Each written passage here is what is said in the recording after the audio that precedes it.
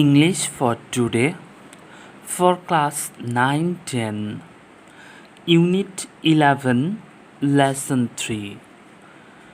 My dear students, let's start our today's class.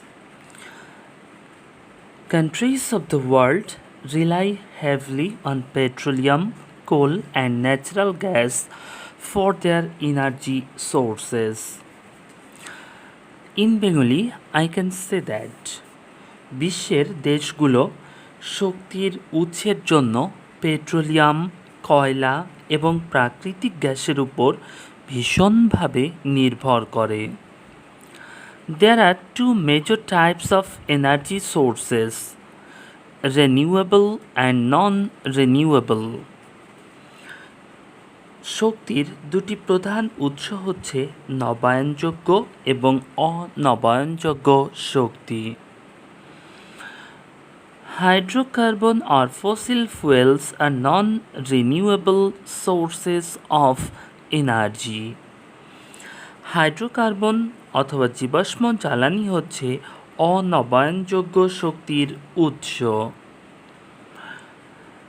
Reliance on them poses real big problems. এদের উপর নির্ভরতা বড় সমস্যা সৃষ্টি করে। First, fossil fuels such as oil, coal, gas, etc. are finite energy sources and the world eventually will run out of them. প্রথমত, জীবাশ্ম জ্বালানি যেমন তেল, কয়লা, গ্যাস ইত্যাদি হচ্ছে সসীম শক্তির উৎস এবং বিশ্ব একসময় এগুলো শেষ করে ফেলবে। Secondly, they will become too expensive in the coming decades and too damaging for the environment. দ্বিতীয়ত, আগামী দশকগুলোতে এগুলো অনেক ব্যয়বহুল হবে এবং পরিবেশের জন্য অত্যন্ত ক্ষতিকর হবে। Thirdly, fossil fuels have direct polluting impacts on Earth's environment, causing global warming. তৃতীয়ত, জীবাশ্ম জ্বালানি বিশ্ব পরিবেশের উপর সরাসরি দূষণের প্রভাব রয়েছে, যা বৈশ্বিক উষ্ণতা বাড়িয়ে দিয়েছে।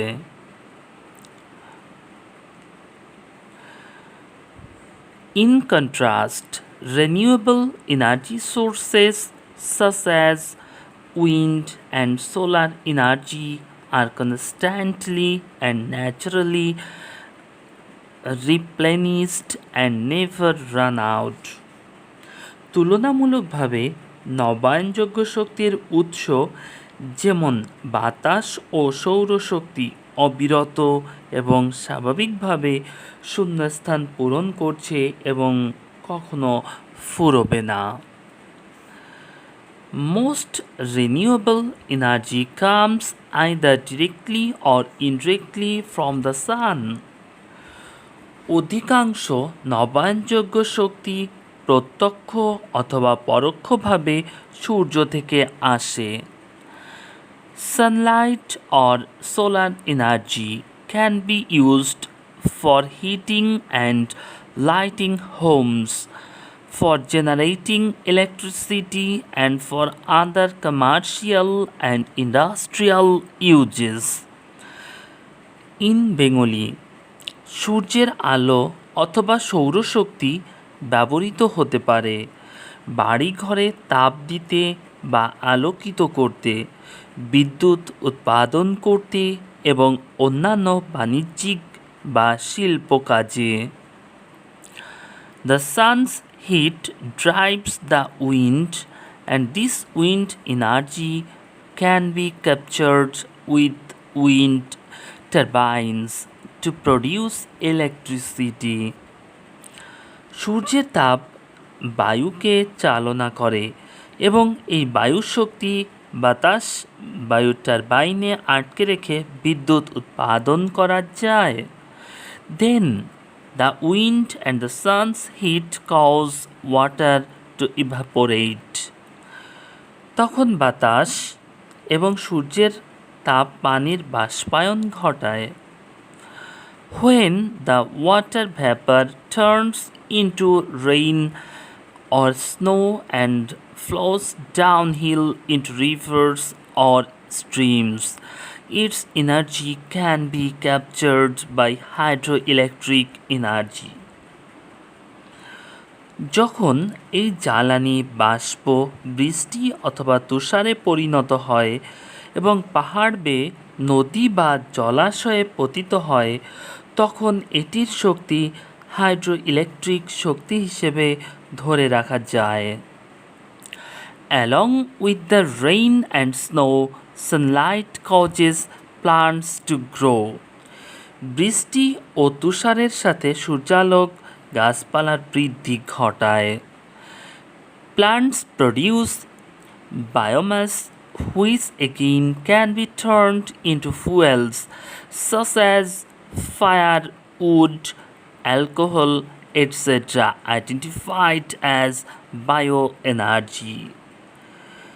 গাছপালা জৈব পদার্থ সৃষ্টি করে যা পুনরায় জ্বালানি, অ্যালকোহল ইত্যাদিতে পরিণত হয়ে যা বায়ো এনার্জি হিসেবে পরিগণিত হয়। Scientists have identified hydrogen as another form of renewable energy source. বিজ্ঞানীরা হাইড্রোজেনকে নবায়নযোগ্য শক্তির অন্য আরেকটি রূপ হিসেবে শনাক্ত করেছে। It is the most abundant element in nature. এটি পরিমাণ প্রকৃতিতে সবচেয়ে বেশি। But it does not exist separately as a gas.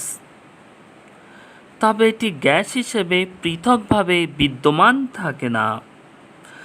It is always combined with other elements such as with oxygen to make water. এটি সবসময় অন্য উপাদান যেমন অক্সিজেনের সাথে মিশ্রিত হয়ে পানি তৈরি করে। Hydrogen separated from another element can be burned as a fuel to produce electricity. Hydrogen অন্য উপাদান থেকে পৃথক হয়ে জ্বালানি হিসেবে পুড়ে বিদ্যুৎ উৎপাদন করতে পারে। Our Earth's interior contains molten lava which gives off extreme heat. আমাদের পৃথিবীর অভ্যন্তরে গলিত লাভা ধারণ করে যা প্রচণ্ড উত্তাপ ছড়ায়।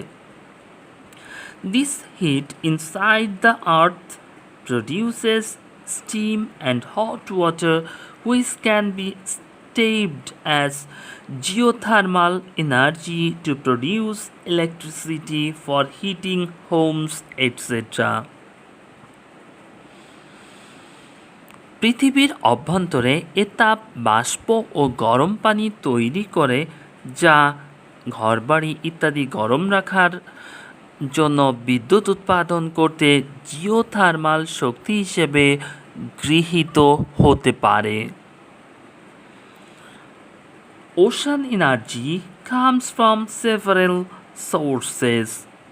সমুদ্র শক্তি কতিপয় উৎস থেকে আসে। Ocean's force of tide and wave can be used to produce energy. সমুদ্র শক্তির স্রোত এবং তরঙ্গ বিদ্যুৎ উৎপাদনে ব্যবহৃত হতে পারে।